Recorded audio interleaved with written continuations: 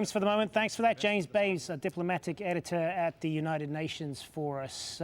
Let's go back now to Reza Marashi, who we spoke to earlier. He's the Director of Research at the National Iranian-American Council. He joins us now from Washington. Welcome back, sir. Now, I don't know if you heard any of the Saudi ambassador's remarks there, but he was essentially saying largely what you would expect him to say, that Saudi Arabia wants to resolve this peacefully and is committed to the various efforts to try and resolve the conflict in Syria and Yemen. But he also made it very clear that much of the blame for this, if I can put it that way, lies with Iran. What do you say to that?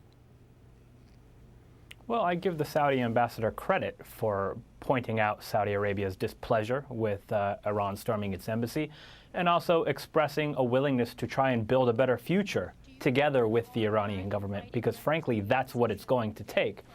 But where I think his remarks stopped short, and where his remarks left more to be desired, was outlining how, in fact, the Saudis plan on doing that.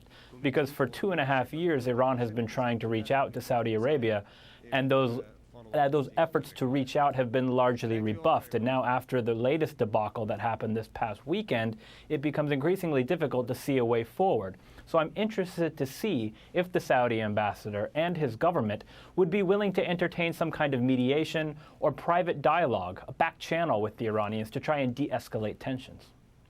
And the United States is having to toe a very careful line here, isn't it, in terms of the way it deals with both of these countries. Obviously, it is a strong ally of Saudi Arabia, but there is this deal with Iran on its nuclear program that it doesn't want to jeopardize. What will they be able to do, if anything, to try and cool this down? Well, I think it was very wise for the United States to come out and say that this most recent conflict or spat between Iran and Saudi Arabia is a bilateral issue, because the United States rightfully is trying to avoid getting sucked in to this bilateral problem between Iran and Saudi Arabia. It doesn't want to have to choose sides. Ideally, the United States would like to have functional bilateral relations with both countries.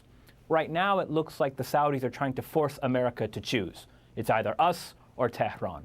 And I think the United States, if it does choose sides, reduces its ability to try and play some kind of mediator role. I would say the same thing about the European Union. It's very important for Western countries as a whole to remain somewhere in the middle and try and facilitate dialogue between Iran and Saudi Arabia to prevent the conflict from escalating further and spiraling out of control.